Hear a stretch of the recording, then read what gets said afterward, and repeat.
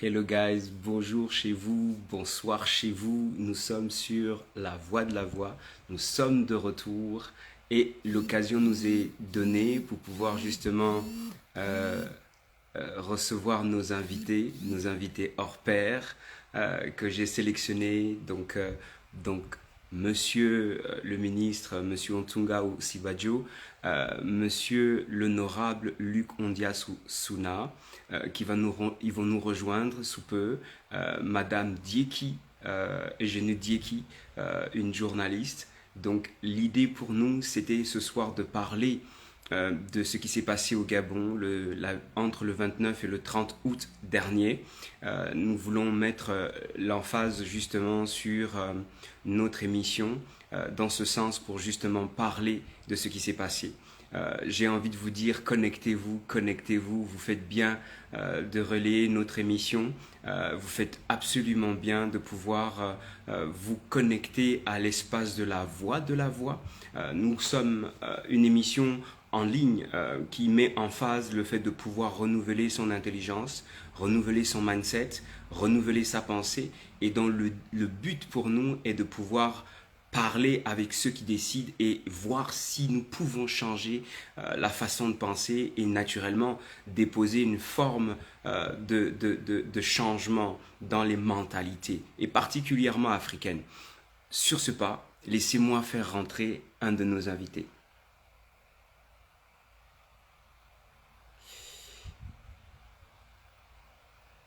Je ne peux pas faire rentrer pour le moment tout le monde, mais nous pouvons faire rentrer particulièrement et uniquement nos invités. Donc vous préparez vos questions, vous êtes en droit et en devoir de pouvoir justement préparer vos questions.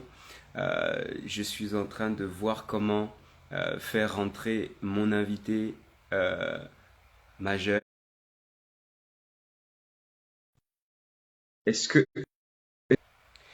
Désolé, petit problème de connexion, quelques soucis à gérer parce que vous savez que nous communiquons avec nos invités qui sont dans le monde et qui ne sont pas, on n'est pas tous au même endroit. Donc nous allons permettre aux uns et aux autres de pouvoir rentrer dans le live et le direct. Je vais juste permettre à nos invités de se connecter. Yes, il y a monsieur l'honorable Luc qui est là. Le temps que nos invités puissent rentrer dans le live. Euh, Merci beaucoup de partager. Merci beaucoup. Euh, ok, je vais à nouveau, je vais à nouveau vous faire la demande et il y a juste à suivre la demande pour pouvoir rentrer. Je vous ai invité, monsieur l'honorable. Il y a juste à accepter mon invitation. Pareil pour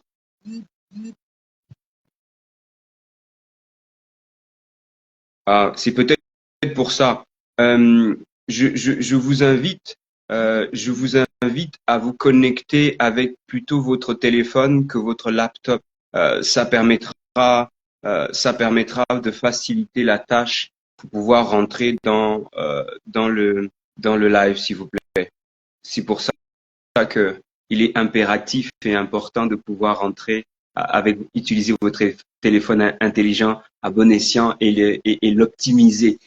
C'est toujours intéressant de fonctionner avec son laptop, mais aujourd'hui nous sommes dans la nouvelle technologie. Essayons de nous accoutumer avec la nouvelle technologie dans nos téléphones intelligents. Donc, vous pouvez naturellement justement rentrer avec le téléphone intelligent. J'ai j'ai cru voir notre invitée, Madame Dieki, qui est, elle, dans un déplacement d'urgence, mais elle a dit qu'elle viendra nous donner justement elle, elle, elle viendra nous donner justement quelques mots.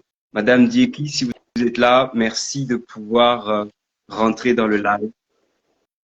Je suis là, chers compatriotes. Je suis désolé, Je suis en train de voyager là. Je suis dans une gare et donc je ne serai pas là pour longtemps, mais je tenais à participer au moins pendant quelques minutes, comme vous l'avez Merci, souhaité. Je vous merci, remercie de m'avoir merci, invité. merci beaucoup. Merci beaucoup. Comment vous allez? Mais je vais bien. Et vous? Ma foi, super. Je suis très, très, très heureux de vous entendre.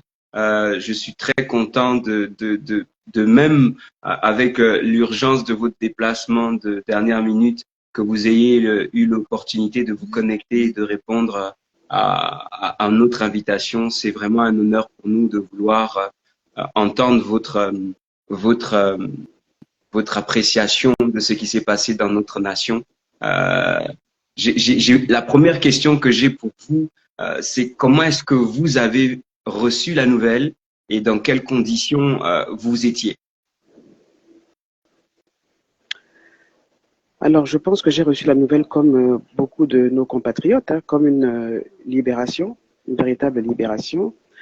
Je pense que si elle n'avait pas eu lieu, il y aurait un bain de sang et le Gabon serait dans une période très, très difficile.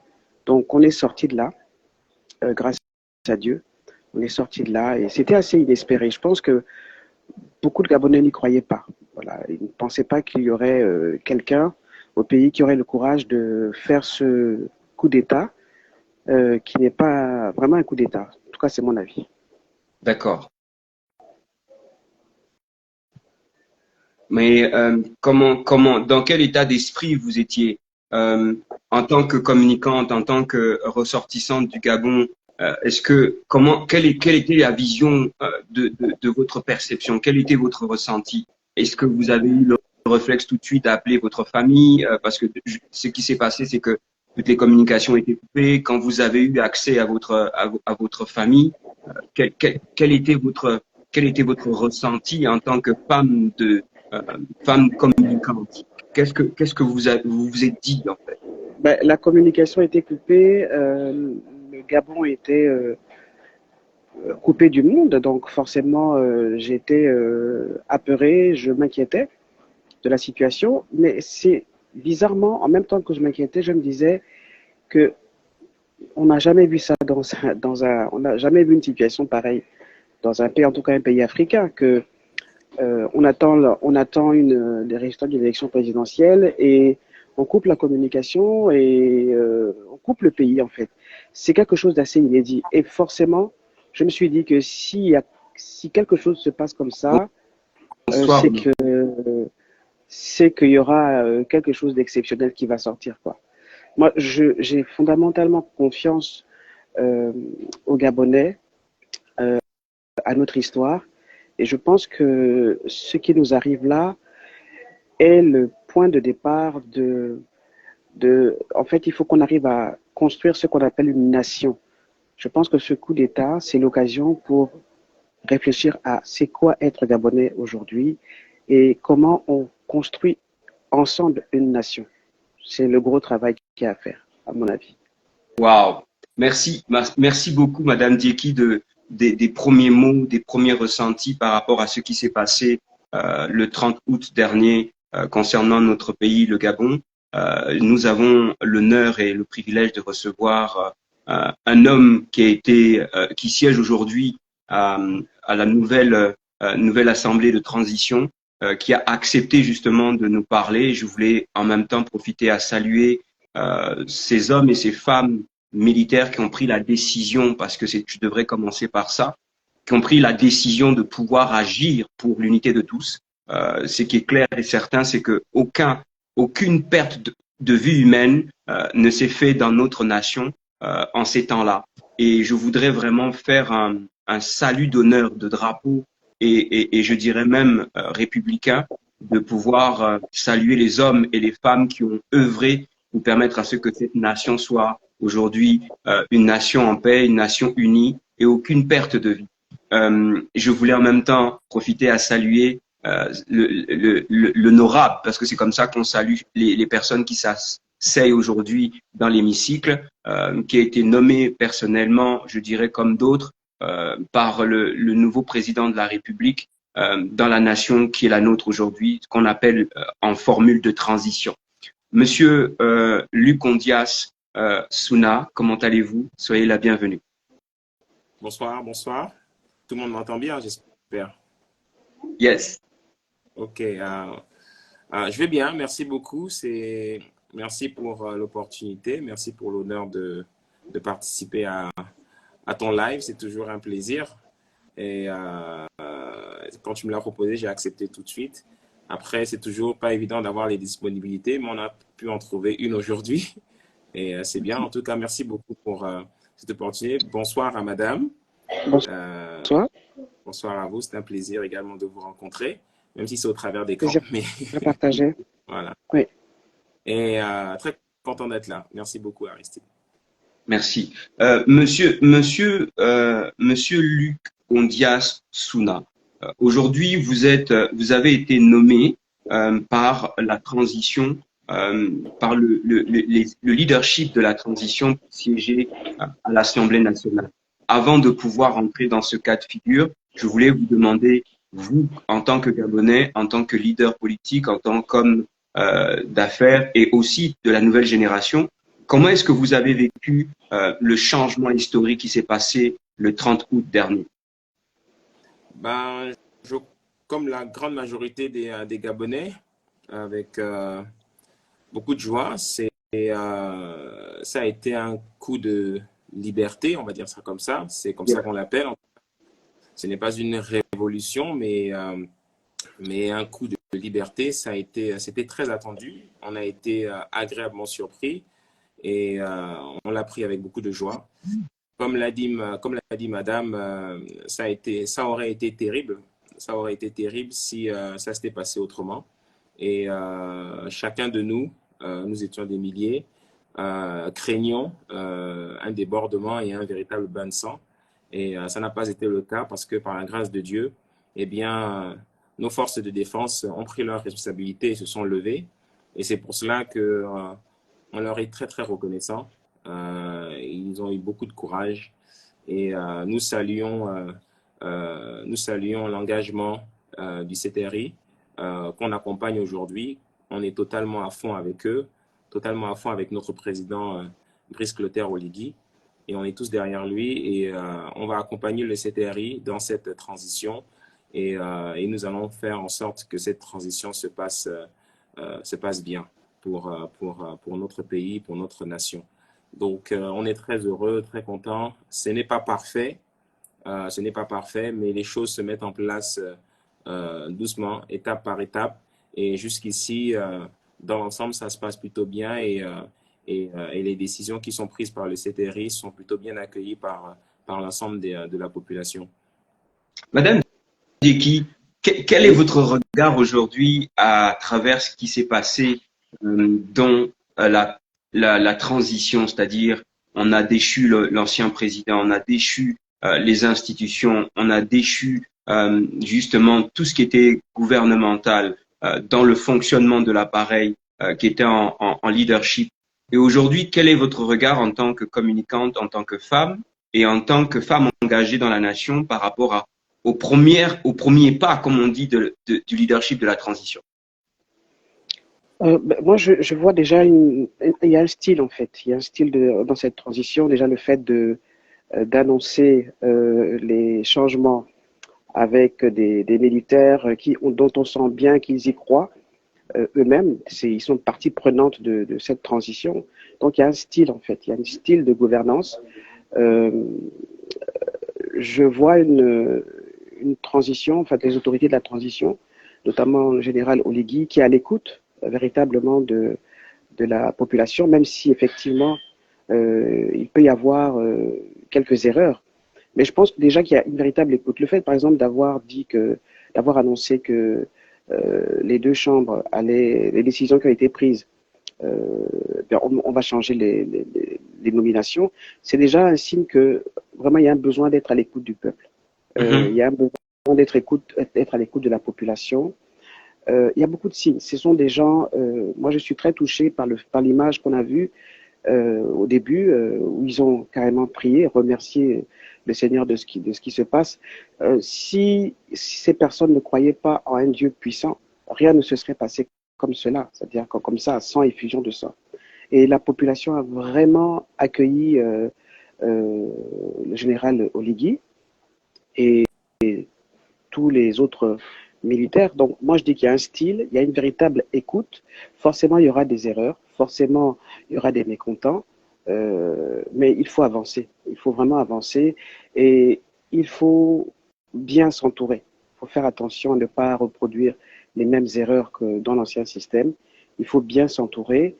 Et on dit transition, donc c'est un processus qui va prendre un peu de temps. Yeah. Parce qu'effectivement, on change de système, mais il y a un vrai travail en profondeur à faire concernant les mentalités. Il faut vraiment que nous, Gabonais, nous arrêtions de nous comporter comme ben voilà, on veut des postes, c'est à notre tour. Il faut vraiment éviter ça. Il faut être bienveillant. Faut être bienveillant. Je pense que c'est une transition qui est bienveillante. Donc, il faut être bienveillant. Il faut dire honnêtement ce qui ne va pas. Il faut le dire, et je vois les Gabonais le dire. Il se trouve en fait que moi, pendant l'élection présidentielle, j'ai organisé une semaine gabonaise sur mon média. Et beaucoup de Gabonais y ont participé. On voulait mettre en avant justement les difficultés que vivent les Gabonais à la fois au Gabon, mais également dans la diaspora. Et il y a eu beaucoup de réactions et on sentait bien que les Gabonais voulaient vraiment que quelque chose se passe. Ils ont uni leurs prières. C'est vraiment c'est le combat de tous les Gabonais en fait. Et moi, ce que je vois aussi, c'est que il y a une maturité des Gabonais. Ils auraient pu depuis très longtemps exploser, faire n'importe quoi. Non, ils ont attendu avec patience que l'élection se fasse. Le coup d'État s'est fait en fait après une élection présidentielle. Hein. Donc ça n'a pas été un coup d'État fait comme ça pendant le mandat de l'ancien président. Donc ça, c'est quelque chose qui a été mûri. Donc pour répondre à votre question, je dis que c'est un style de gouvernance que les Gabonais accueillent. Maintenant, le défi, ce sera que ceux qui vont être nommés, ceux qui sont nommés, ne perdent pas de vue qu'ils sont là pour les Gabonais. Voilà, ils sont là pour les Gabonais, pour le peuple. Merci beaucoup, Madame Dieki. Je tente toujours de faire rentrer notre invité, notre troisième invité, qui est un ancien élu justement de la Chambre parlementaire, un homme qui a collaboré avec l'ancienne gouvernance, et j'avais besoin effectivement de permettre à ce que tout le monde ou toutes les personnes soient représentées ici pour pouvoir entendre le discours de tout un chacun. L'idée, moi, je profite en même temps de cette opportunité avant de poursuivre dans ma prochaine question. C'est de saluer le fait que vous avez accepté de nous parler.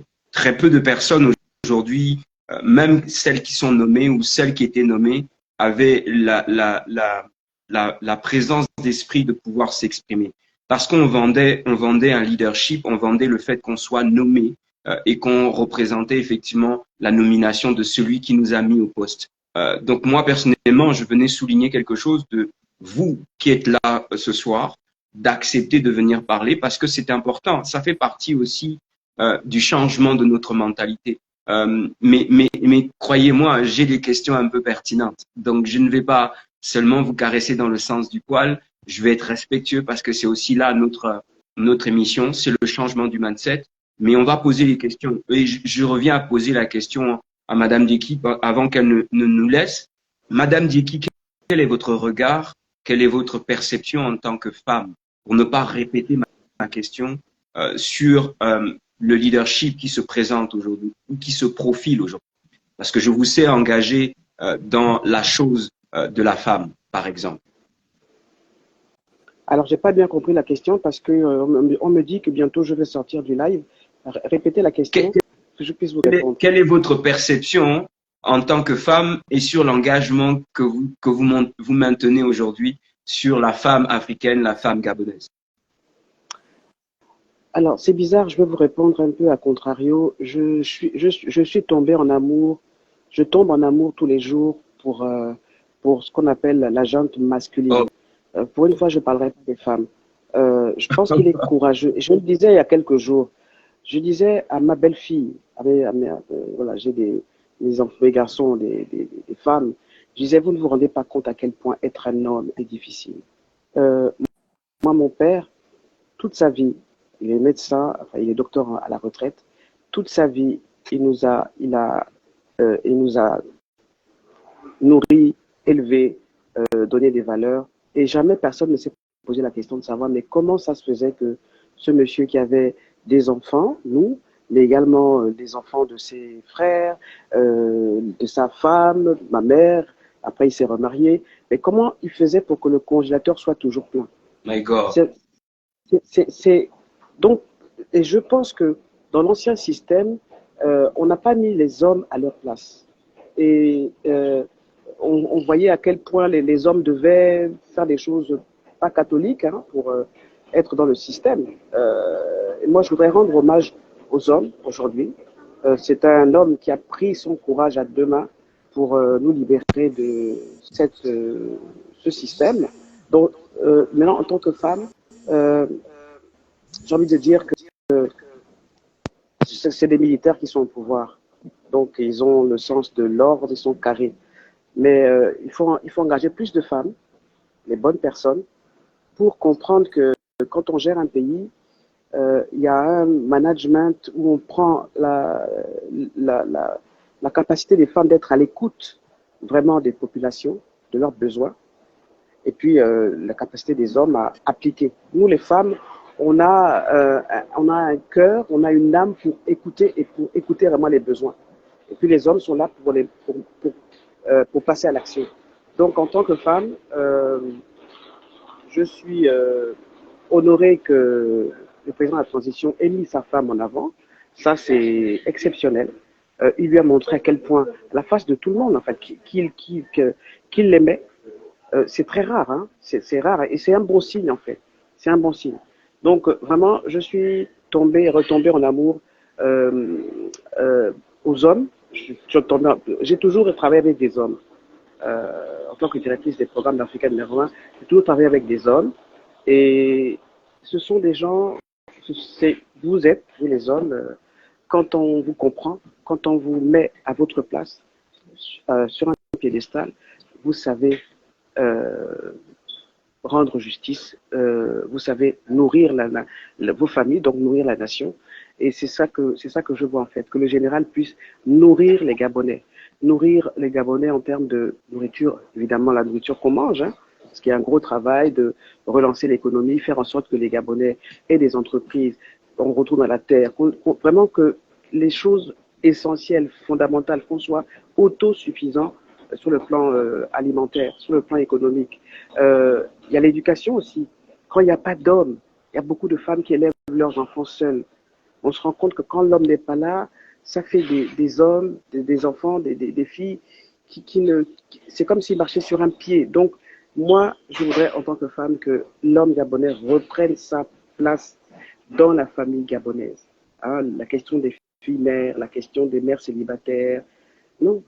Donc, je voudrais rendre hommage aux hommes, à leur courage, parce que c'est pas évident d'avoir des tripes, et dire aux femmes de persévérer, d'être de bonnes épouses, d'être de bonnes mamans, d'être de bonnes collaboratrices, de bonnes ministres, de bonnes parlementaires, de bons sénateurs, que chacun fasse son travail. Moi, j'ai décidé, en tant que journaliste, d'aller mener mon enquête au sein des domiciliaires parce que je reçois beaucoup d'appels de Gabonais qui souffrent beaucoup là où ils travaillent. Au sein de la Communauté, par exemple, il y a des sous-traitants qui maltraitent leurs employés depuis des années. Donc j'ai fait une émission spéciale là-dessus. Et le personnel médical qui m'a également contacté pour que je fasse une émission avec eux pour dénoncer les conditions de travail. Et ce que je vais faire, c'est mener mon enquête pour que justement ceux qui se lèvent tôt, les Gabonais qui se lèvent tôt et qui gagnent peu justement, puissent être écoutés. Voilà ce que je voulais dire pour répondre à votre question. J'espère que je n'ai pas dérapé. Non, non, merci beaucoup parce que c'est très important d'entendre, d'entendre une femme parler et une femme surtout qui est qui est dans les médias et qui se bat justement pour les femmes. Ce qui est très important et très encourageant pour nous, c'est de savoir que on a aujourd'hui une autre perception de ce qui est l'homme à travers une femme des médias. Donc ça, c'est très important pour nous. C'est un bon point. On a conscience aujourd'hui que la mentalité change. Je suis désolé et je profite de cette opportunité. Je suis désolé parce que notre autre invité n'arrive toujours pas à rentrer dans le live. Je ne cesse de l'inviter parce que c'était bon d'avoir aussi un père avec nous pour pouvoir donner son avis. Et il est là justement, c'est Monsieur Otsunga Osibajo, qui lui a eu beaucoup de postes de responsabilité. Et c'est un homme que moi j'ai apprécié. J'ai appris à apprécier, à parler avec lui et à comprendre. Vous savez, on a tendance pour nous, en tant qu'Africains, de toujours pointer du doigt vers les pères et de ne pas comprendre. Donc, c'est important ce que vous venez de dire pour qu'on comprenne les perceptions de ceux qui est ou ceux qui n'ont pas bien été comprises. Monsieur Luc Ondias Suna, aujourd'hui, vous êtes la nouvelle génération. Vous êtes un homme qui est engagé pour pouvoir pousser cette génération à un autre niveau et qui va très vite. Aujourd'hui, ma question majeure, en attendant que Monsieur Osibajo rentre dans le live, et je prie qu'il rentre. Est-ce que j'ai la permission, chers compatriotes, de quitter le live? Je voudrais revenir dans un autre live pour parler plus longuement, mais là, je suis en voyage. Donc, je suis désolé, je vais prendre un autre train. Et merci en tout cas de m'avoir invité. Et j'espère que vous me réinviterez pour que je parle vraiment de cette transition qui me fait vraiment plaisir. En tout cas, il faut qu'on l'accompagne. Avec grand plaisir, on vous donne la possibilité de pouvoir nous quitter, malheureusement. Okay. Merci beaucoup. Merci beaucoup. À bientôt. Merci. Honorable Monsieur Luc Ondias, aujourd'hui, on est dans une transition pour le Gabon, une écoute majeure pour ce qui est le peuple. Selon vous, en tant qu'homme, en tant qu'homme de cette nouvelle génération, en tant que même politique, parce que vous êtes aujourd'hui engagé en politique et vous étiez candidat aux élections législatives, aujourd'hui vous êtes à l'Assemblée nationale, quelle est aujourd'hui la perception du plan du CTRI? Quelle est la définition que vous donnez aujourd'hui à cette organisation ou ce comité qui dirige aujourd'hui la nation en tant que jeune et en tant que compatriote et en tant que politique? Le nom qu'il porte, transition. Le CTRI est là pour assurer une transition. Le pays est dirigé par un chef de l'État. Nous sommes dans une démocratie représentative. On a un chef de l'État avec un gouvernement, avec des institutions, avec un parlement, des institutions. Et le CTRI s'est donné une mission, celle de restaurer les institutions.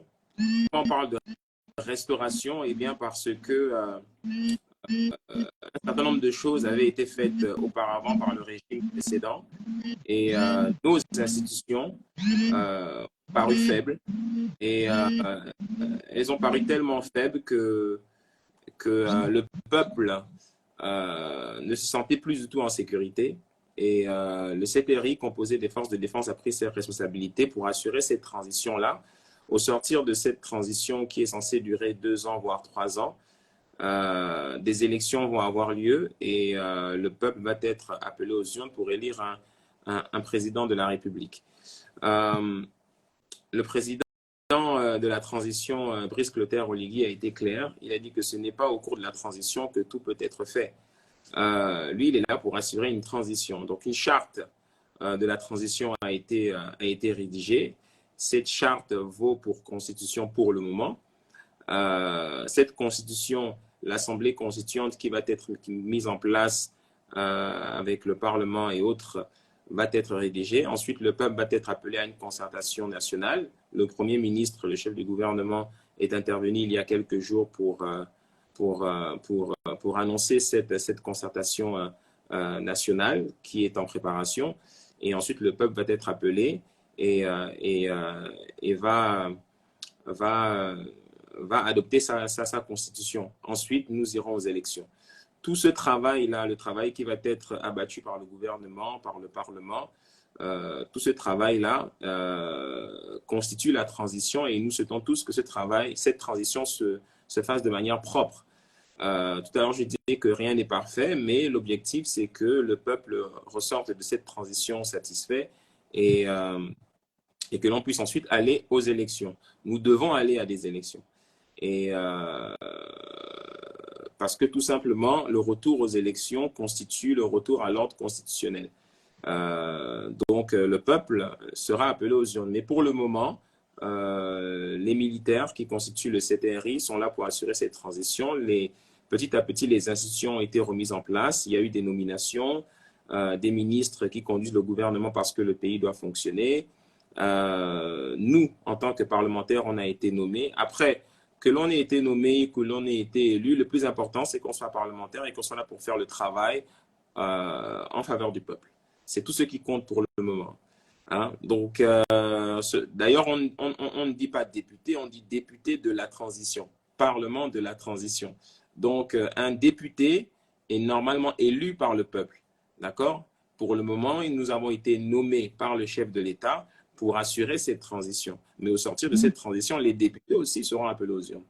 Hein? Donc, le mot qui caractérise vraiment le CTRI, c'est cela, c'est la transition. Donc, tout est transition et au sortir de là, le peuple sera appelé aux urnes après avoir adopté la Constitution. Mais, monsieur Ondias, est-ce que aujourd'hui, et je rejoins, il y a une personne qui vient de poser la question, pourquoi, par exemple, il y a des anciennes personnes qui sont un peu croches, comme on dit là où je vis, qui sont aujourd'hui reconduits à certains postes, d'autres qui font des tractations pour pouvoir être justement en position. Et puis, est-ce que, pour ma part, ma question pour vous, vraiment, je suis dérangé, excusez-moi, honorable, je cherche vraiment à faire rentrer Monsieur Osibadio. C'est vrai que sur Instagram, c'est plus difficile que sur Facebook, hein, ou YouTube. Sur Instagram, c'est simple que ça. Je reviendrai, Monsieur Osibadio, je suis vraiment désolé. C'est indépendamment de ma volonté. Si quelqu'un peut m'aider pour écrire en inbox à l'honorable Osibadio, Monsieur le ministre, pour comment rejoindre tout de suite, je vais demander à mon équipe de m'aider aussi pour qu'il puisse rentrer dans le direct. Je sais qu'il est là. Il était le premier justement connecté avant tout le monde. Mais pour accéder au direct, il y a juste à accepter mon invitation que je fais de ce pas. Je prie que quelqu'un l'aide, s'il vous plaît. Merci.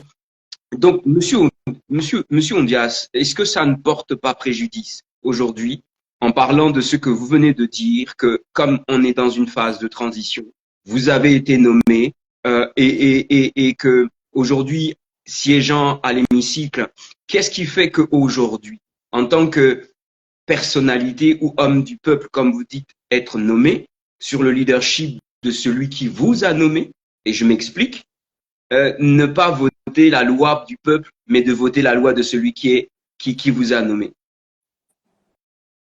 Alors, je ne veux pas commenter les décisions qui sont prises par le président de la transition. C'est pas mon rôle, en fait. C'est pas notre rôle. Le président a pris une décision. Une charte a été donnée et nous sommes là pour la respecter. Yeah. Nous sommes là pour la respecter. Le président lui-même a choisi de nommer les parlementaires et nous a donné un travail. Et l'objectif ici, c'est de rester concentré sur le travail qu'on nous a donné parce qu'au sortir de là, le peuple nous attend, on aura des comptes à rendre. Hein? Donc, le temps n'est pas à passer à commenter les décisions du chef de l'État. Les décisions ont été prises, des personnes ont été nommées. Malheureusement, le nombre de députés a été réduit à 70 personnes. Après, il y a eu une augmentation à 98. Ça a été fortement commenté dans les réseaux sociaux, ainsi que le nombre des sénateurs. Et moi, je suis quelqu'un qui... bon, j'ai un peu la mentalité d'entrepreneur qui me rattrape toujours. Je suis un performeur. Donc, moi, je reste concentré sur les objectifs et sur le travail qui a été demandé. Il y en a d'autres qui préfèrent passer leur temps à commenter. Mais quand on passe notre temps à commenter, on perd du temps et on n'atteint pas nos objectifs. des décisions ont été prises et le rôle des parlementaires que nous sommes, et je dirais même des membres du gouvernement, n'est pas de commenter les décisions du chef de l'État. Il a pris ses responsabilités. Le peuple a crié pendant des années « libérez-nous, libérez-nous, libérez-nous ». Maintenant que la libération est arrivée et qu'une transition est mise en place, il y en a qui passent leur temps à commenter. Il y en a d'autres qui disent que la charte n'a pas été respectée, pourquoi, c'est seulement quelques personnes, etc. D'ailleurs, dernièrement, la Cour constitutionnelle a rendu sa décision concernant la requête qui avait été déposée. Donc, nous, en tant que parlementaires, en tout cas en ce qui me concerne, le but est de rester concentré sur le travail qui a été demandé parce qu'au sortir de là, eh bien, les parlementaires que nous sommes, nous aurons des comptes à rendre au peuple. Pour le reste, s'il y a des personnes qui veulent passer leur temps à commenter, eh bien, qu'elles le fassent. Mais en ce qui nous concerne, on restera concentré sur le travail qui a été demandé. Okay. Maintenant, quand le leader prend une décision, quand le chef de l'État prend une décision, notre rôle est de la respecter. Quand vous êtes un manager et que vous arrivez dans une entreprise, arriver dans cette entreprise, ça c'est pour répondre à la partie de la question sur pourquoi l'ancienne personne excusez-moi qui avait été déposée. Voilà. Donc, je disais... Il y a un écho. Est-ce que vous pouvez baisser le son pour permettre à ce qu'on puisse s'entendre, s'il vous plaît? Au sortir de là, eh bien, les parlementaires que nous sommes, nous aurons des comptes à rendre au peuple. Pour le reste, s'il y a des personnes qui... Monsieur le ministre, est-ce que Merci beaucoup. Merci beaucoup. Vous nous entendez?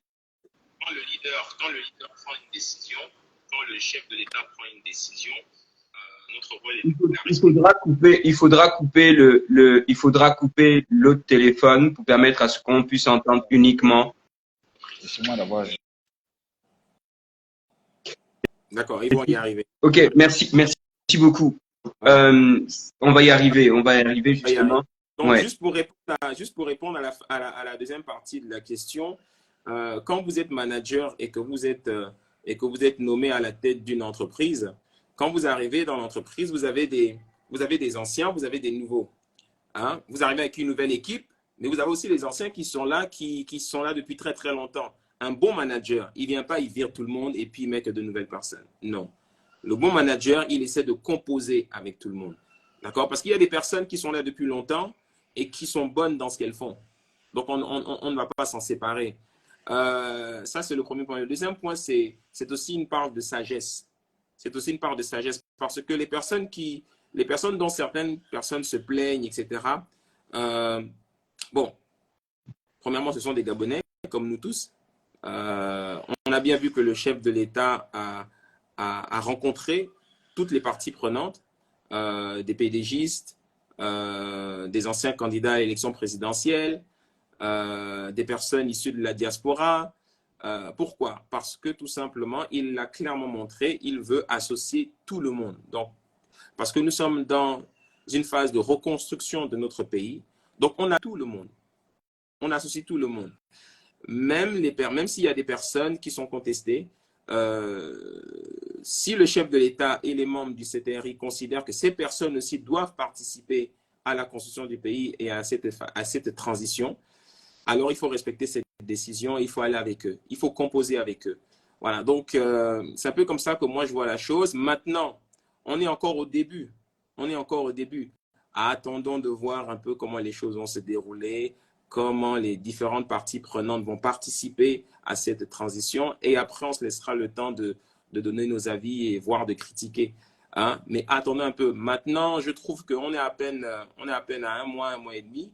Et on est déjà en train de... Ça bouillonne déjà sur les réseaux sociaux. Je pense que la sagesse veut que l'on temporise et puis qu'on laisse le temps de voir si les décisions qui ont été prises par le chef de l'État et les membres du CDRI étaient bonnes. Voilà, donc ces personnes, le Parlement par exemple, n'a même pas commencé à travailler. On a juste nommé. On n'a même pas commencé à travailler. Les lois n'ont pas commencé à être débattues. Donc, s'il y a des personnes qui sont de mauvaises intentions, elles seront écartées automatiquement. Et c'est parce que tout simplement, comme tu l'as dit, nous sommes une nouvelle génération, donc ce Parlement n'est pas composé uniquement d'anciennes personnes. Il est composé sur de nouvelles personnes et qui, je te l'assure, ne sont pas venues pour s'amuser. Ces personnes sont venues clairement parce qu'elles sont venues pour défendre les intérêts des Gabonais et on peut en citer plein au sein de ce Parlement. Et ces personnes ne laisseront pas d'anciennes personnes, d'anciens hiérarques de la République faire ce qu'elles veulent. C'est clair. Et on l'a déjà commencé à le voir sur les réseaux sociaux que ce soit avec certains qui ont pris la parole, des membres de la société civile, etc. Donc, le message, il est clair. Ça ne se passera pas du tout comme ça s'est passé avant. Voilà. Donc, laissons-leur le temps de commencer à travailler. Les lois vont commencer à être débattues à l'Assemblée nationale et ensuite le peuple jugera. Les lois n'ont pas commencé à être débattues. Donc, s'il y a des personnes qui sont de mauvaises intentions, elles seront écartées. Vous pouvez couper le son Parce que tout simplement, le téléphone. nous sommes une nouvelle génération. Le téléphone Il est composé de nouvelles personnes et qui, je te l'assure, ne sont pas venues pour s'amuser. Ces personnes sont venues clairement parce qu'elles sont venues de couper le son de l'autre téléphone. Ces personnes ne laisseront pas Merci beaucoup. Merci beaucoup, monsieur le ministre, d'être avec nous. Est-ce que vous nous entendez? Avec certains qui ont pris la parole, des membres de la société civile, etc. Donc, le message, il est clair. Ça ne se passera pas du tout comme ça s'est passé avant. Il faudra couper le son de l'autre téléphone.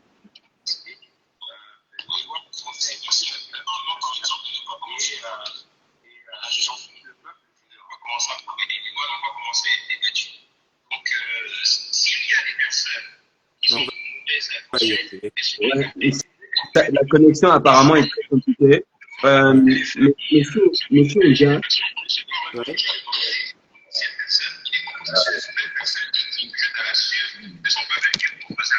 parce qu'ils ont plusieurs appareils qui sont connectés en même temps. il y a plusieurs téléphones. Est-ce que vous pouvez couper un de téléphone? Est-ce que vous nous entendez, s'il vous plaît? Monsieur le ministre, vous nous entendez?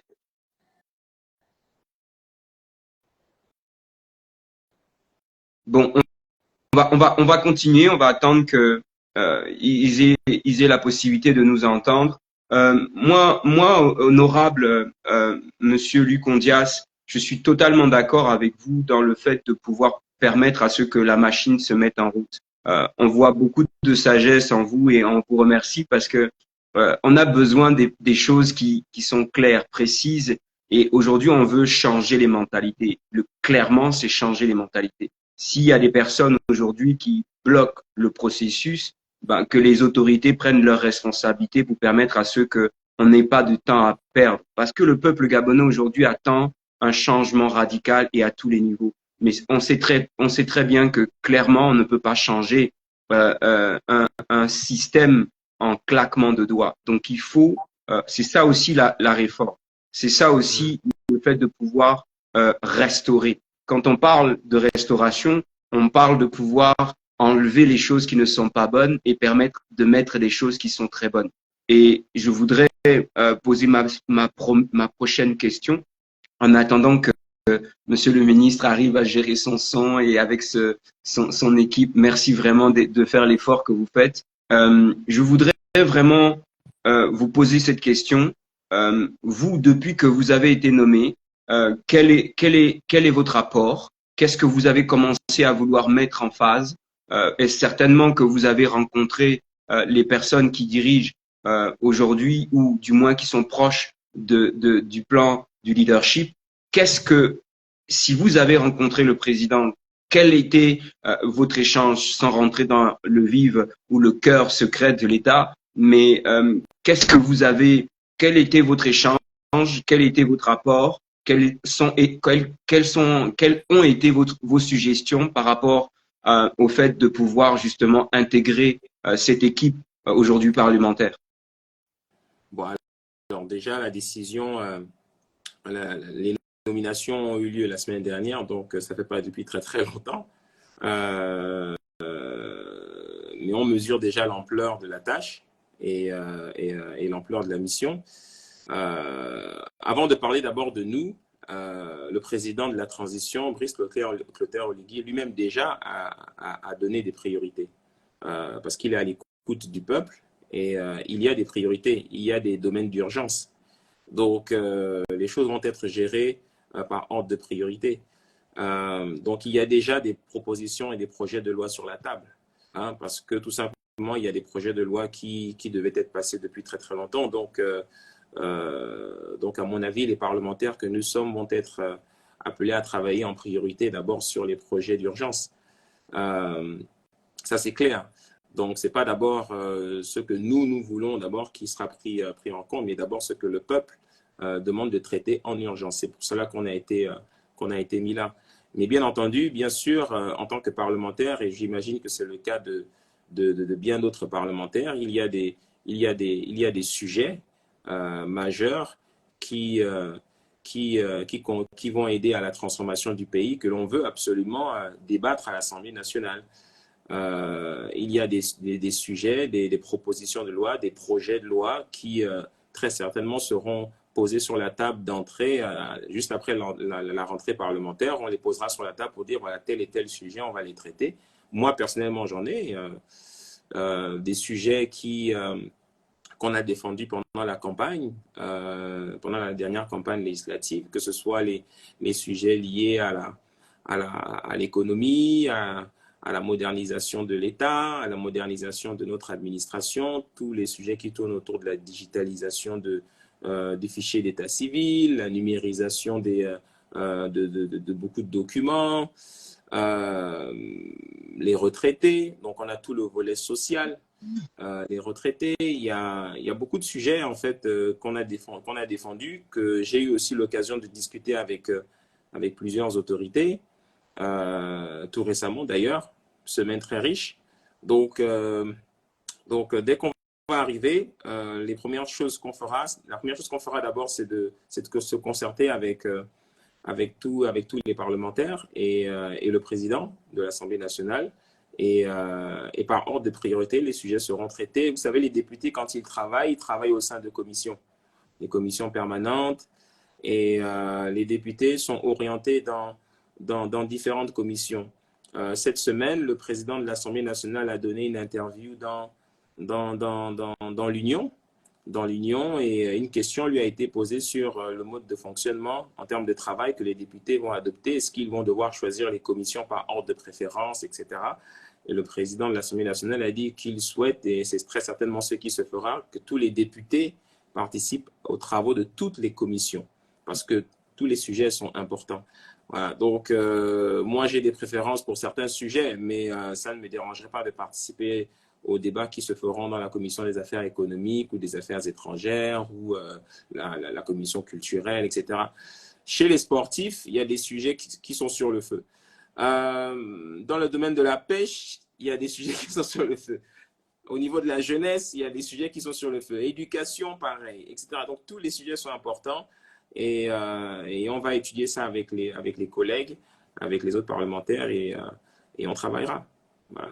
Ce qui est majeur pour vous au niveau de l'empressement, parce que cette phrase revient assez régulièrement, on parle beaucoup du peuple, on parle beaucoup de l'urgence du peuple, mais très concrètement, si vous parlez des propositions de loi qui sont posées, tout est pressant. Selon vous, étant aussi jeune, quel est pour vous le fait de pouvoir justement faire avancer la nouvelle génération que nous sommes? Parce que, par exemple, vous prenez un cas de figure, vous dites que l'administration, elle est écrite, mais elle n'est pas numérique, elle n'est pas archivée. Donc, comment est-ce qu'on peut résoudre ce cas problématique dans l'urgence aujourd'hui?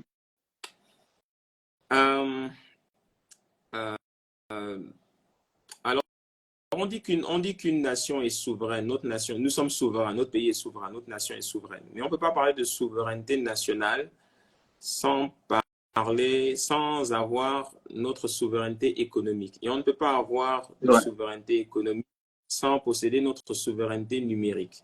On ne peut pas parler de développement de notre pays sans associer le numérique parce que le monde aujourd'hui est digitalisé. Yeah. Le Gabon est un pays qui a pris énormément de retard malgré les infrastructures que l'on possède.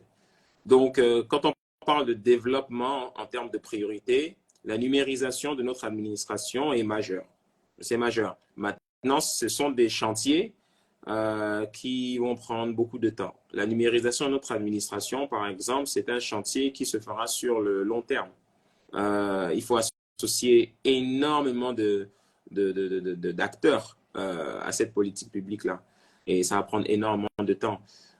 C'est l'un des sujets que j'ai particulièrement à cœur. Pourquoi? Parce que je suis un spécialiste du numérique et c'est un sujet que je porte depuis des années. Mais il y a encore d'autres sujets qui sont urgentissimes. La vie chère, par exemple. Les Gabonais se plaignent de la vie chère. Hein? Le panier de la ménagère, le Gabonais lambda ne s'en sort plus. Hein?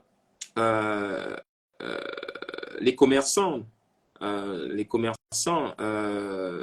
y a de gros sujets qui ont circulé depuis des mois sur les réseaux sociaux sur la condition des commerçants.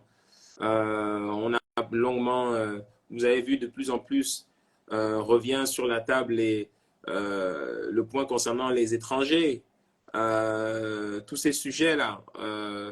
J'ai encore entendu dernièrement un parlementaire qui a pris la parole tout à l'heure dans l'après-midi et qui a encore remis sur la table la gabonisation des postes.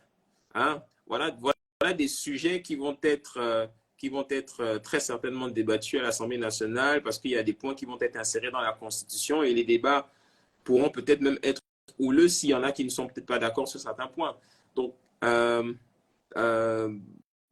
les sujets pour moi qui sont entre guillemets, les plus prioritaires, ce sont les sujets qui touchent directement le quotidien des Gabonais. On commencera d'abord par là. Je pense qu'on devrait commencer d'abord par là. Le Gabonais, quand il se lève le matin, il a besoin de nourrir sa femme et ses enfants. Il a besoin de travailler. Les sujets liés à l'emploi qui sont directement traités dans la commission des affaires économiques. Par exemple, les personnes qui sont au chômage. Lorsque j'étais en campagne législative au mois d'août, j'ai défendu une proposition de loi qui consistait à faire voter une indemnité de chômage pour les personnes en recherche d'emploi depuis un certain temps et qui seraient inscrites au PNPE, hein, au Pôle national de promotion de l'emploi. Quand vous avez quelqu'un, par exemple, ça fait 5 ans, 6 ans qu'il ne travaille pas, il n'arrive même pas à payer un morceau de pain, à un moment donné, il faut peut-être penser à lui donner quelque chose. Bon, quand vous allez dans des pays comme en France, il existe des mesures comme le RSA, le revenu de solidarité active, qui est, je crois, d'à peu près 500 €. Donc, quand quelqu'un ne travaille pas, il reçoit au moins un minimum pour pouvoir se nourrir et acheter quelques bouteilles d'eau. Ici, ça n'existe pas. Le cas des retraités, j'en parlais tout à l'heure, c'est un sujet très chaud. Quand vous avez, aujourd'hui, il existe des personnes qui n'ont pas travaillé suffisamment longtemps, donc qui ne bénéficient pas de pension retraite. Comment est-ce qu'elles font pour vivre? Voilà. Sachant que ces personnes aujourd'hui, pour beaucoup, sont isolées. Voilà, donc ce sont des sujets pour moi qui me tiennent particulièrement à cœur. On a la condition des personnes handicapées, hein, les personnes vivant avec un handicap, qui sont à mobilité réduite et que j'ai beaucoup rencontrées. J'ai rencontré plusieurs associations de personnes vivant avec un handicap et il y a une loi qui existe. Il y a une loi qui existe les concernant, mais c'est une loi qui est très vieille et c'est une loi qui doit être révisée. Il y a d'autres sujets qui sont importants aussi, la protection des mineurs. Hein? Donc, il y a beaucoup de sujets importants sur la table, mais je crois que les sujets les plus importants, ce sont ceux qui concernent directement le quotidien des Gabonais. Nourrir sa famille, travailler, son bien-être, la sécurité. Voilà. Donc, ce sont des sujets la santé qui est majeure dans notre nation. Nous avons vous parlez de l'administration, vous avez parlé tantôt des personnes qui sont au chômage, les personnes qui ont servi l'État depuis de nombreuses années, qui ne perçoivent pas leur dû. Nous avons ce gros problème et ça m'emmène, c'est pas dans mon plan d'action pour ce soir, mais comme vous ouvrez la porte, j'ai envie de vous titiller un petit peu concernant justement les détournements des deniers publics. Aujourd'hui, on rentre dans cette phase de servir la nation et pas s'enrichir. Donc aujourd'hui, on voit par exemple c'est ce gros problème qui est la corruption. Comment est-ce qu'on peut, puisque aujourd'hui on parle de restitution ou restauration de nos institutions. Comment est-ce qu'on peut restaurer nos institutions si on n'a pas des personnes intègres, si on n'a pas des personnes préparées? Comment est-ce qu'on peut confier à des personnes, elles qui ont de près ou de loin éventuellement, je dis éventuellement, ont participé à traiter certains dossiers qui, elles, n'ont pas rendu des comptes? Et comment est-ce qu'on fait ces choses-là? Alors, comme je l'ai dit tout à l'heure, je ne suis pas venu ici pour commenter les décisions du président de la transition. Non, c'est pas ça le cas. On parle de projet de loi. On parle de projet de loi. On parle de restitution de nos institutions. D'accord. Mais je dirais, bon, déjà, avec l'actualité du moment, s'il y a des personnes qui ont encore des intentions, il est plus sage de se rétracter. Maintenant, une administration parfaite avec des agents administratifs parfaits, etc. Bon, moi, j'y crois pas trop. On a toujours des personnes. On a l'honorable qui nous a rejoint, monsieur le ministre, vous nous entendez? Oui, enfin, oui. Oh, my God, merci beaucoup. Ok, super. Mm. Voilà, non, la corruption, le vol ont toujours été présents et avec l'actualité du moment, c'est un message fort qui est envoyé aux personnes qui seraient tentées de recommencer. Les Gabonais en ont marre. Les Gabonais en ont marre de ces détournements massifs-là. Et aujourd'hui, c'est quelque chose qu'il faut combattre fermement. Hein. Et il faut envoyer un signal fort aux personnes qui seront tentées de recommencer, voire de continuer. Hein. Donc, une personne qui vole, qui a été établie en haute responsabilité dans notre administration, qui détourne, rend ses comptes devant la justice et devant le peuple et assume ses responsabilités. Hein? Donc,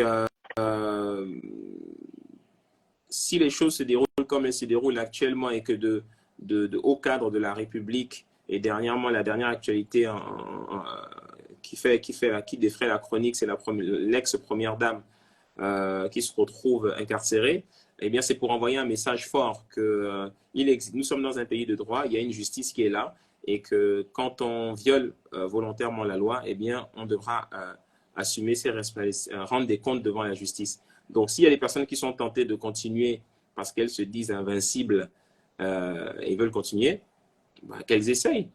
Mais en tout cas, le CPRI a envoyé un message très ferme et très clair. Hein? Donc, je n'en dirai pas plus à ce sujet. Merci, honorable. Monsieur le ministre, soyez la bienvenue. Pour nous, c'est un honneur, même si ça a pris un peu de temps. J'avais envie de vous poser la même question comme à nos deux autres invités. Je voulais savoir comment est-ce que vous avez vécu le coup d'État, la transition. Est-ce que vous pensez que c'est un coup d'État déjà? Est-ce que vous pensez que c'est un renversement, un bouleversement de palais, comme on dit? Qu'est-ce que vous avez vécu? Comment est-ce que vous avez vécu ce changement historique dans notre nation?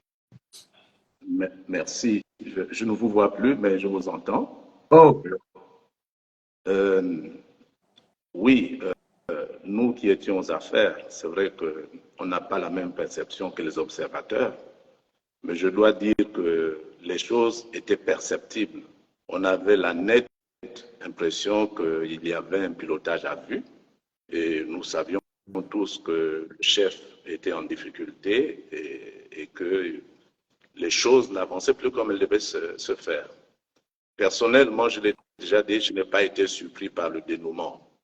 Il y avait des signes avant-coureurs qui montraient que la machine s'emballait et qu'on avait besoin d'un souffle nouveau.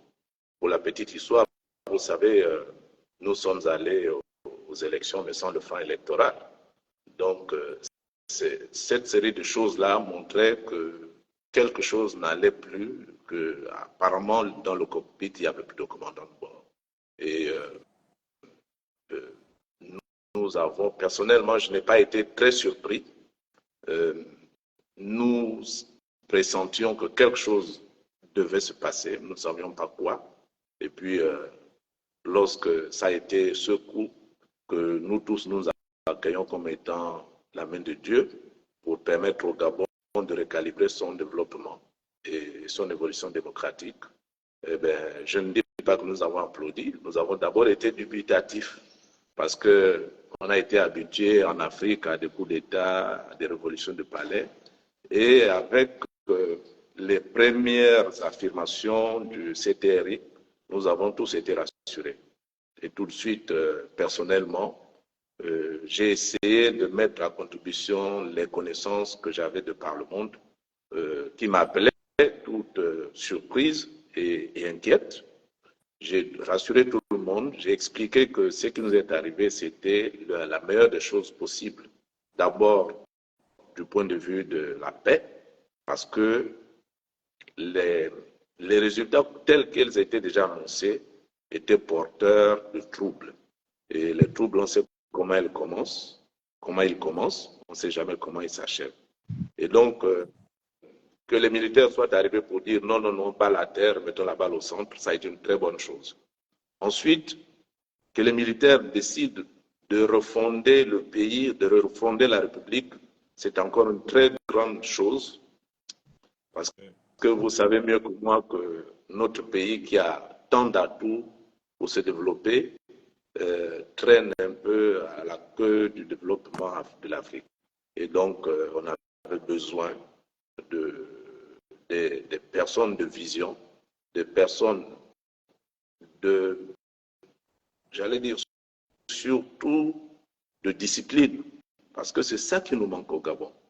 Le Gabon a des atouts, mais le Gabon n'arrive pas jusqu'à présent à mettre en œuvre ces atouts dans l'intérêt de ces populations.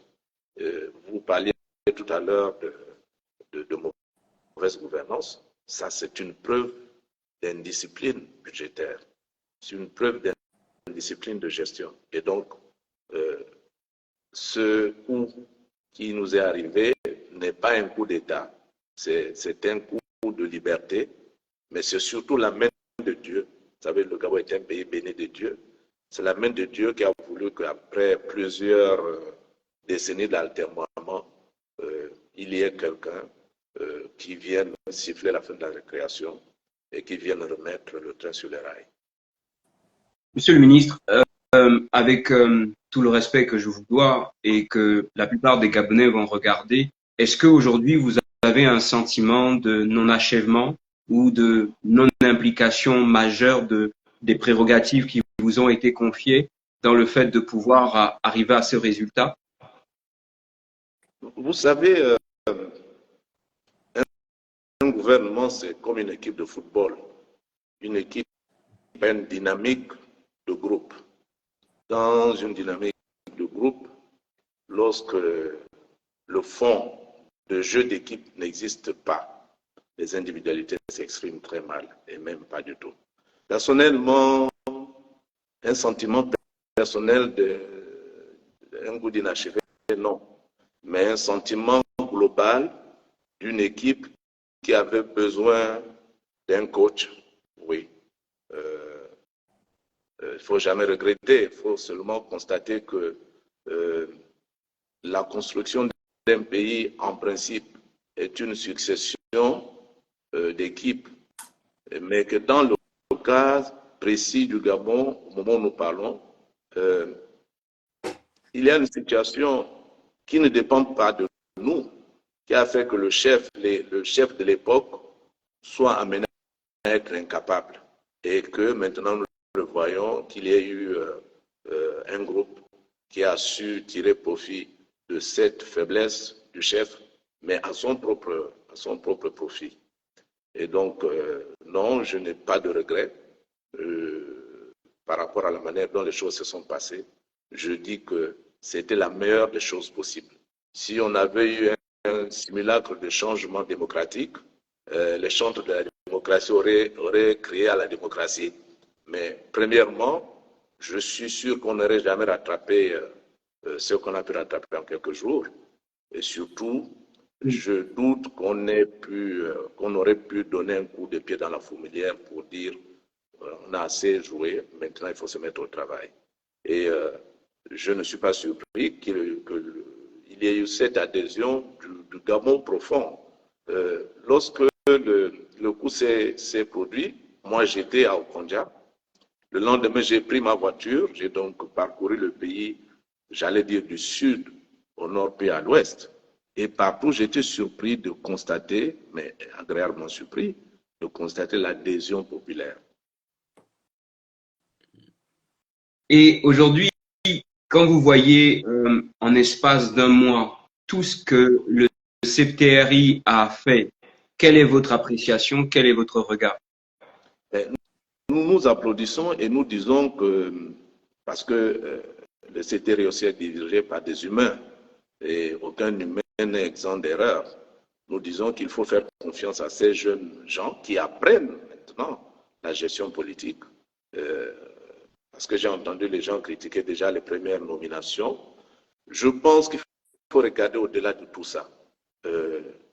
L'orientation qui nous est donnée par le CTRI.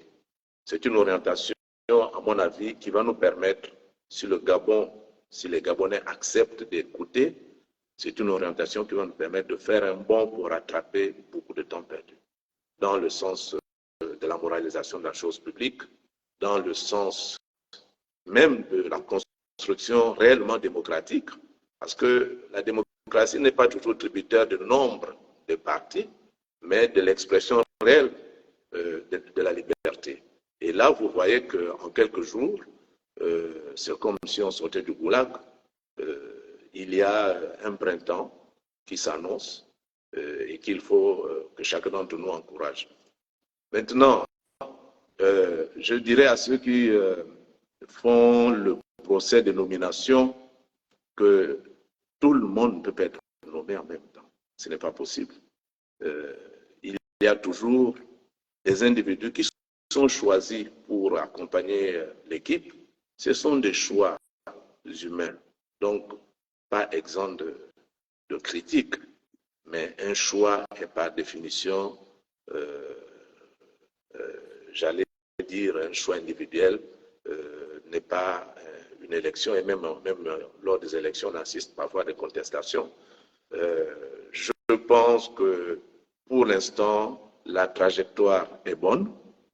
Il y a quelques petites erreurs de parcours, mais qu'il faut aussi lier à la jeunesse et tout le monde sait qu'à tout début, il y a toujours quelques erreurs de jeunesse. Je note aussi que l'équipe de CTRI est, comme quelqu'un disait, à l'écoute de la population parce qu'elle n'hésite pas à rectifier le tir chaque fois que la population commence à objecter. Et donc, globalement, les choses, à mon avis, se passent bien. On ne va pas refaire pareil en un jour.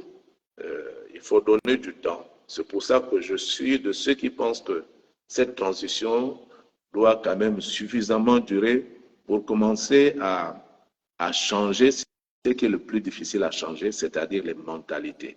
Vous ne pouvez pas changer des mentalités par décret. Les mentalités se changent d'abord par l'exemple. Les dirigeants doivent donner l'exemple et ils le commencent bien. Des exemples de probité, des exemples de discipline, des exemples de respect de la chose publique, des exemples d'équité dans la gestion des ressources humaines. Et nous avons, je voudrais par exemple relever que l'un des grands problèmes du pays, c'est le chômage des jeunes. Et en quelques semaines, par rapport au chômage des jeunes, on a vu des décisions audacieuses qui vont permettre à des milliers de jeunes Gabonais de trouver de l'emploi. Donc, je pense que globalement, nous sommes sur la bonne voie. Nous ne pouvons pas tous être désignés ni au Parlement ni au gouvernement. Il faut que certains puissent faire preuve de patience et laisser le président du CTRI et son équipe se mettre en branle. Monsieur le ministre, merci beaucoup. Est-ce que vous pensez que vous avez siégé au Sénat, à la Chambre parlementaire, pardon, à l'Assemblée nationale. Aujourd'hui, quel est votre regard des nouvelles personnes qui ont été nommées et vous, qu'est-ce que vous pourrez donner comme conseil pour cette nouvelle génération ou ces nouveaux élus du peuple? moi, j'ai un peu peur du débat sur les personnes. Moi, je pense que c'est une question d'environnement. Je ne dirais pas que ceux qui ont siégé hier étaient plus compétents ou moins compétents que ceux qui vont l'être aujourd'hui. Je dirais simplement que les circonstances ne sont plus les mêmes. Yeah. Tenez, par exemple, quelques jours avant le début du processus électoral, nous avons été, disons-le, contraints de voter un certain nombre de lois uniques qui modifiaient substantiellement le code électoral. Nous avons dû voter ces lois alors que dans un environnement comme celui d'aujourd'hui, on aurait dû se poser des questions. Vous savez, la construction, c'est un ensemble. C'est pour ça que je vous disais que l'impulsion vient de la tête. Et que quand la tête impulse la discipline, le reste suit. Quand la tête impulse le désordre, le reste suit. C'est un problème d'environnement. Je crois qu'aujourd'hui, la feuille de route, c'est ça le point de départ du Parlement, elle est tracée. Les femmes et les hommes qui sont désignés au Parlement, j'espère, auront suffisamment les coudées franches pour examiner dans le fond les projets qui vont leur être soumis. Mon petit frère Luc, que je connais, je ne sais pas s'il me connaît, mais c'est mon petit frère. Alors, il disait qu'il n'a pas à discuter des instructions, mais justement au Parlement, vous allez devoir discuter parce que les chefs ici ne sont pas des demi-dieux. Et j'ai moi personnellement regretté la chape du parti sur les intelligences des députés, parce qu'en fait, lorsqu'un texte arrivait à l'Assemblée à notre époque, il y avait déjà la position du parti, qui est une position sacro-sainte, il fallait absolument respecter. Et aujourd'hui, vous êtes dans un Parlement, Dieu merci, qui n'a pas de parti, donc vous êtes soulagé, vous êtes, j'allais dire, libre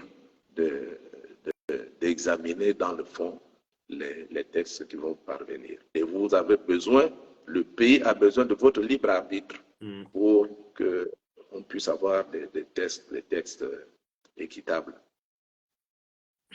Ce qui n'était pas le cas, pas toujours le cas hier. Pleinement d'accord.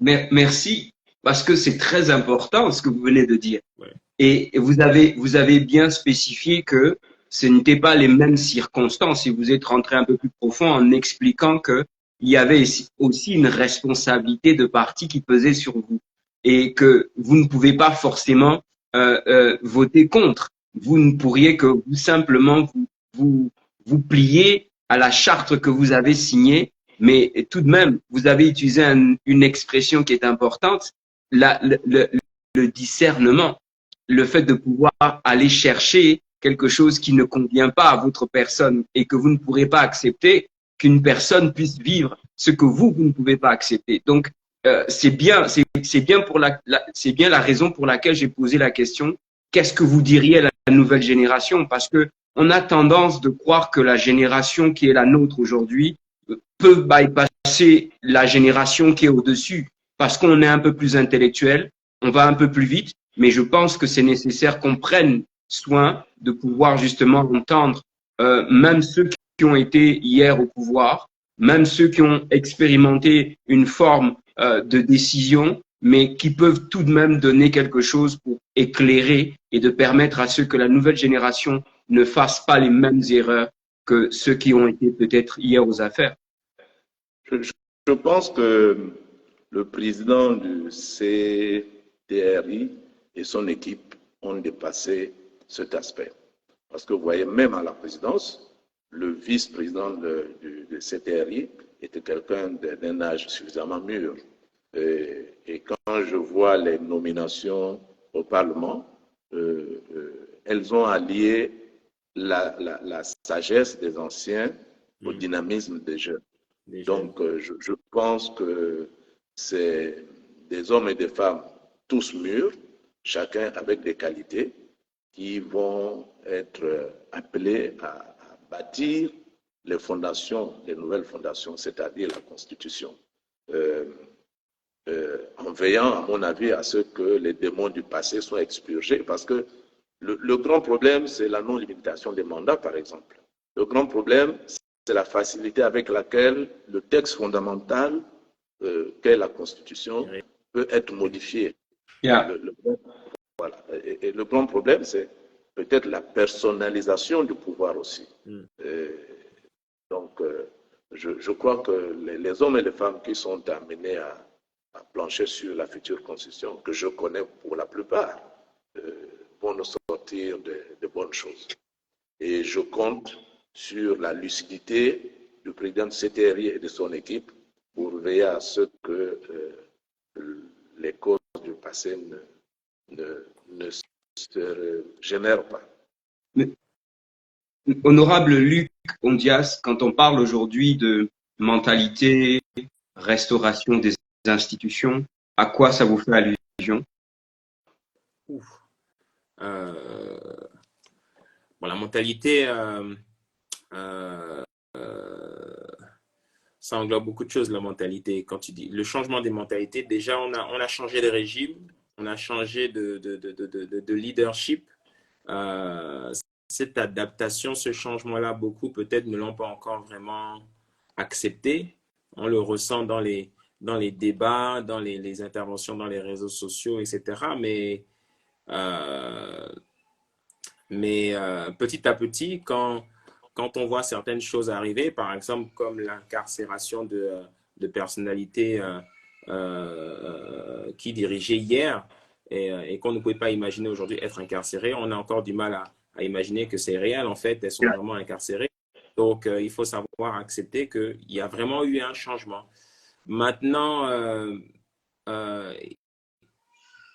avant, il y avait un véritable problème qui était perceptible. Il y avait une véritable crise de confiance entre le peuple et son dirigeant. Et aujourd'hui, il faut que le peuple gabonais apprenne ou encore réapprenne à faire confiance à son chef et aux gouvernants. Ça, c'est majeur, c'est très important.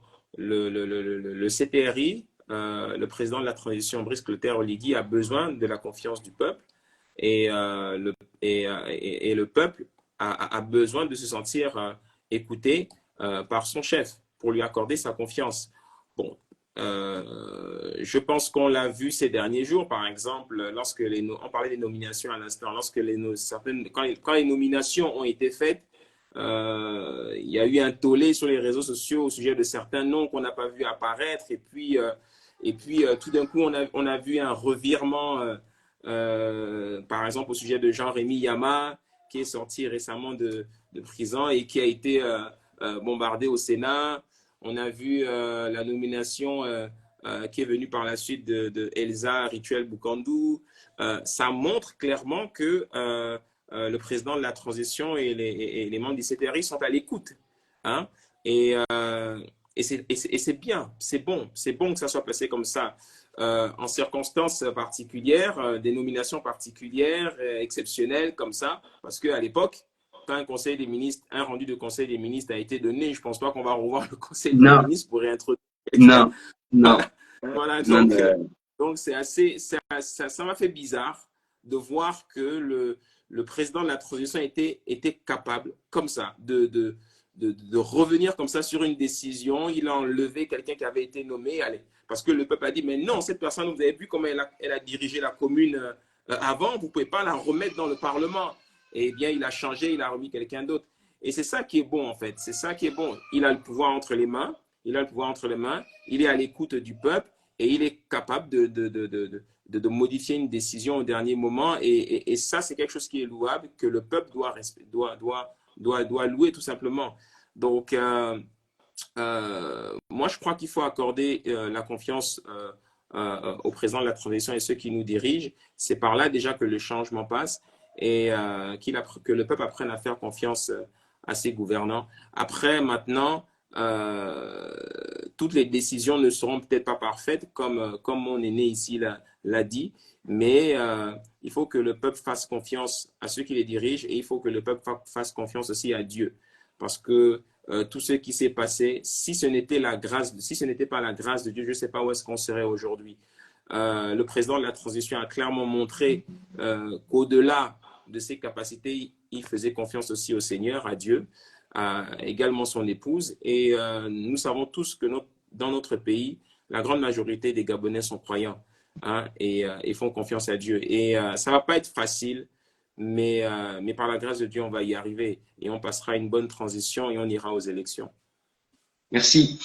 Nous sommes presque arrivés au terme de notre rencontre parce que je voulais vraiment que Monsieur le ministre soit là et justement c'est important que on équilibre la balance avec la nouvelle génération et l'ancienne génération. Monsieur le ministre, qu'est-ce que vous voyez, qu'est-ce que vous présagez ou qu'est-ce que vous percevez dans les jours à venir et dans le changement de mentalité, parce que c'est vous qui l'avez souligné, vous n'avez pas regardé mes écrits, mais dans le changement de la mentalité et dans ce que l'honorable Luc vient de dire, de faire confiance au leadership, est-ce que vous pensez que dans ce nouveau changement de mentalité, la nouvelle génération, l'ancienne génération doit faire encore un peu plus confiance dans ce nouveau leadership?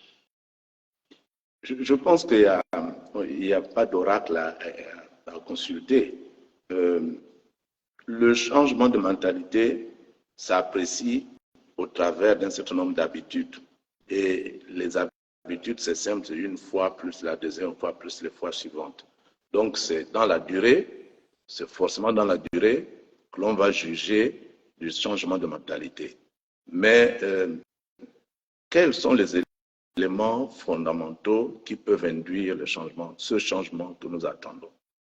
Le premier élément dépend de l'équipe dirigeante qui devra, c'est vrai que nous louons l'écoute, la capacité d'écoute de l'équipe dirigeante qui a pu modifier un certain nombre de décisions qui étaient déjà prises.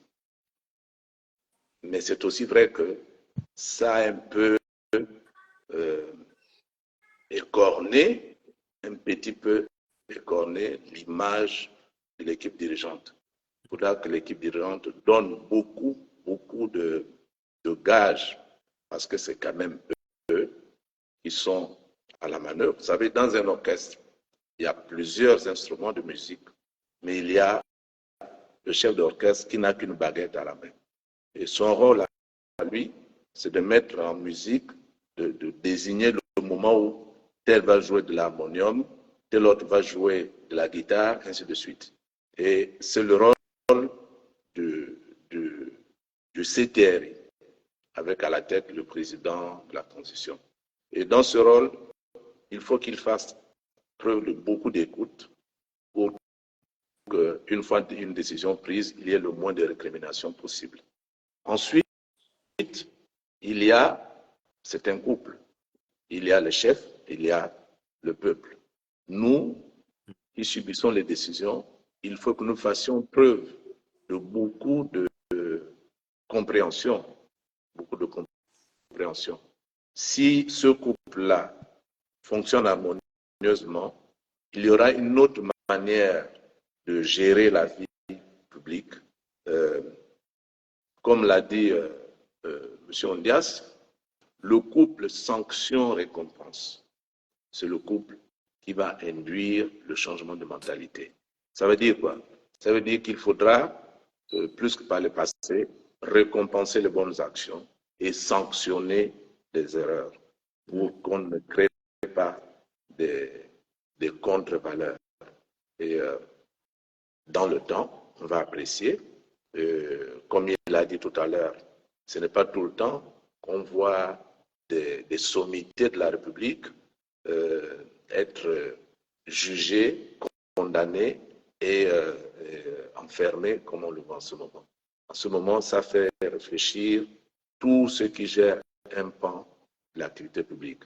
Parce que, comme on le dit, l'exemple vient toujours d'en haut.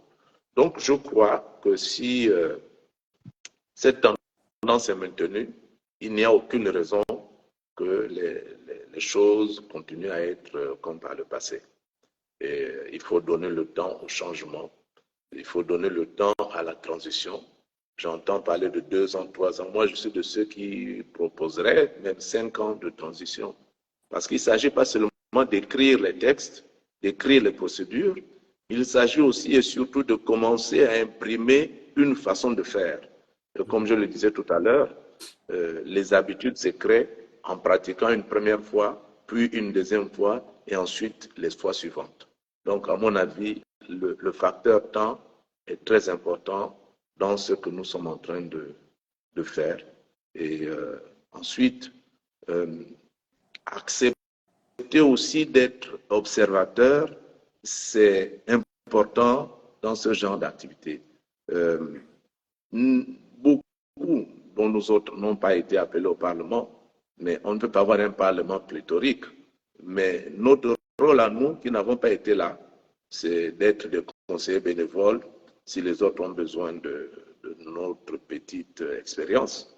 Et je pense que, comme on le dit trivialement, tous les amis du roi ne peuvent pas se retrouver à la cour du roi. Et donc, le Gabon a besoin de tous ses enfants. Et j'ai apprécié, moi, très, très bien comment une bonne partie de la diaspora a commencé à réintégrer le pays. Il faut amplifier ce mouvement.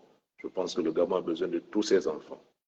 Et je crois que l'équipe du CTRI saura très bien ramener la sérénité dans le débat politique.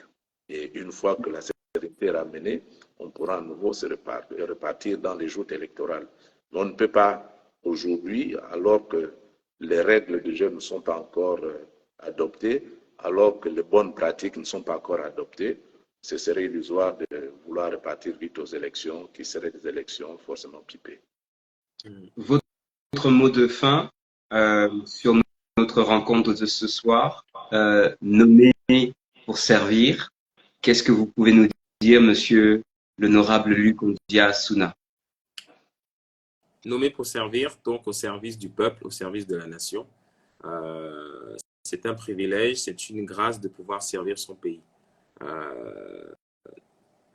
Et c'est une tâche que, en tant que parlementaire, je prends très, très au sérieux et à laquelle je vais me dévouer entièrement. Parce que tout simplement, servir son peuple, servir ses concitoyens, c'est pas quelque chose qui arrive tous les jours. Et je rends grâce à Dieu pour cela. Et on va donner le meilleur, tout simplement. On a acquis beaucoup de compétences, beaucoup d'expériences dans le passé et on va les mettre au service de la nation. On va aussi, bien entendu, apprendre auprès des anciens, auprès des aînés. Un jeune parlementaire comme moi, c'est sûr que j'ai beaucoup de choses à apprendre auprès d'aînés comme mon grand frère qui est là. Et il y en a beaucoup au sein de l'Assemblée nationale, le président de l'Assemblée nationale en premier. Beaucoup de sujets vont être débattus, beaucoup de choses vont être dites et faites, mais on va veiller en tant que parlementaire, et c'est pour cela qu'on a été choisi, on va veiller que tout soit fait, débattu, décidé pour l'intérêt du peuple. Donc moi, en tant que parlementaire, c'est pour cela que je suis là-bas. Je n'ai pas été... le président de la transition, Brice Clotaire-Oligui, ne m'a pas nommé pour... aller faire plaisir à qui que ce soit. C'est d'abord pour défendre les intérêts du peuple. Donc, nous, c'est ce à quoi on va veiller. S'il le faut, même s'il faut se mettre à dos certaines personnes, même s'il faut dire certaines choses qui ne plairont pas, même s'il faut faire des sorties publiques dans les médias et les réseaux sociaux, mais une chose est sûre, on est parti là-bas pour défendre les intérêts des Gabonais parce que nous, on veut le changement. Il a déjà été amorcé et le temps qui nous est donné est précieux et on doit laisser un héritage à la génération future. C'est un immense privilège de pouvoir participer à la reconstruction de notre pays, à la restauration de nos institutions et c'est un privilège que l'on ne va pas gâcher tout simplement. Donc on va veiller à ce que les intérêts de nos concitoyens soient respectés, soient honorés et qu'au sortir de cette transition, voire au-delà, eh bien, que le peuple puisse dire oui, ils ont beau jeu, ils ont fait le job, on les a mis là, ils ont fait le travail correctement. Moi, c'est ce que je veux qu'on entende de moi au sortir de là. Et on n'est pas parfait, peut-être certainement des erreurs vont être faites, certainement peut-être des sorties, des choses vont être dites peut-être de travers et on se corrigera. Mais le chef, c'est le peuple. Et c'est pour lui qu'on est là et on le servira. Voilà, par la grâce de Dieu. Merci. Monsieur le ministre, je suis vraiment désolé pour le petit désagrément de connexion. Je vous laisse le mot de la fin. Vous qui êtes le père, vous qui êtes l'homme expérimenté, vous qui avez été, comme on dit chez nous, aux affaires, vous qui avez accepté de nous parler, j'ai envie de vous dire quel est votre mot de fin pour la suite de cette nouvelle génération, de ce nouveau leadership. Et vous l'avez dit tantôt, vous serez toujours disponible peut-être pour apporter votre aide, mais je vous laisse le mot de la fin. Merci. Je voudrais d'abord dire que ce serait bien que les jeunes viennent réparer les erreurs des autres jeunes, parce qu'on sort d'un système où c'est quand même des jeunes qui ont foutu, passez-moi l'expression, non, ça c'est vraiment pour rire. Non, le pays c'est un cocktail de génération. J'ai vraiment foi en ce que les équipes ont complètement changé et que les optiques ont également changé. Je pense, et beaucoup d'autres avec moi, que nous ne pouvons pas passer le temps à laisser passer des occasions. Nous en avons laissé passer plusieurs. Je fais partie de, quand j'étais jeune moi aussi, j'ai pu fréquenter des assemblées comme le Fonds monétaire, comme la Banque mondiale, comme quand vous allez dans ces forums-là, dans ces forats ou à la BAC, quand vous allez par-ci par-là parler du Gabon, parler d'économie gabonaise, la question qui vous revient toujours c'est, mais avec autant d'atouts,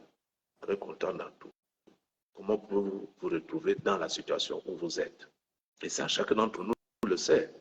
On ne peut pas prétendre que le Gabon peut être un pays pauvre, avec 267 000 km² de forêt, d'eau en permanence, avec seulement 2 millions d'habitants, avec un sous-sol mais immensement riche. Le Gabon ne peut pas continuer d'être la cendrillon qu'il est aujourd'hui. Mais si le Gabon est dans cette situation aujourd'hui, c'est d'abord à cause de ces hommes, c'est les ressources humaines. J'ai un grand-père qui me disait que le Gabon était un pays béni de Dieu, mais dont les hommes sont maudits. Je pense qu'il était un peu fort, mais c'est à peu près ça. Et alors, nous avons là une occasion de repenser notre développement, de repenser notre démocratie, de repenser notre pays. Quelqu'un disait que dans un village, il y a forcément deux atouts. Le premier atout d'un village, c'est le dynamisme de sa jeunesse. Et le deuxième atout d'un village, c'est la sagesse de ses anciens. Et quand vous alliez les deux, vous sortez un village fort. Et les premiers pas du comité de transition nous renvoient cette image d'une imbrication de générations. En espérant, je le redis encore, que la jeunesse ne va pas confondre vitesse et précipitation. Parce que là, on sort d'une période où les jeunes avaient toutes les manettes en main et ils nous ont emmenés dans le décor. Dieu merci, la main de Dieu est venue juste avant le crash. Mais Dieu ne va pas toujours regarder le Gabon. Nous sommes quand même près de 200 nations au monde. Donc, il y aura un jour où Dieu sera un peu distrait. Si on ne fait pas attention, et on va regretter.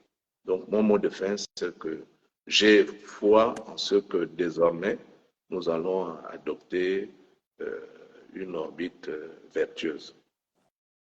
Merci, messieurs. Merci beaucoup pour votre patience. Merci d'avoir pris le temps de nous parler. C'est un privilège pour nous, justement, de permettre à ce que cette nouvelle génération, comme l'ancienne, puisse entendre les pensées de ses fils et de ses pères dans cette nation et dans ce mouvement qui est la transition aujourd'hui dans le Gabon et particulièrement en Afrique centrale. Merci beaucoup. Je vous revois à très bientôt. sur nos émissions. Passez une bonne soirée. Merci. Au revoir. Au revoir.